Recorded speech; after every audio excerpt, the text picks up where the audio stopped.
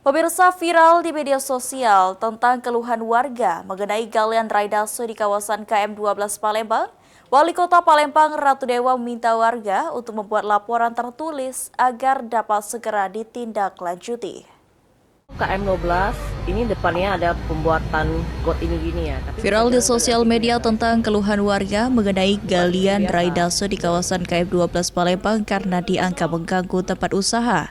Dikonfirmasi pada Kamis 18 September 2025, Wali Kota Palembang Ratu Dewa menegaskan jika sudah mengetahui tentang keluhan tersebut.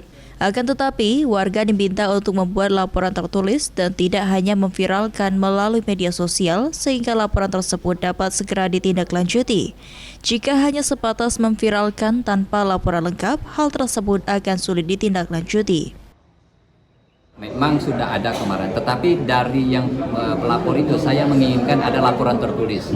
Ada laporan tertulis, tidak hanya cukup dengan sosial media, sehingga saya bisa disposisi ke inspektorat untuk menindaklanjuti, diaudit hasil pekerjaan itu. Tetapi kalau hanya sekedar melaporkan tanpa ada identitas yang lengkap, maka itu juga sulit bagi kita. Kalau semua ada laporan tertulis dan identitas lengkap, pasti kita tidak lanjutkan. Wali Kota Palembang menegaskan keluhan warga Palembang akan segera ditindaklanjuti jika laporan diberikan jelas. Sandi Pratama,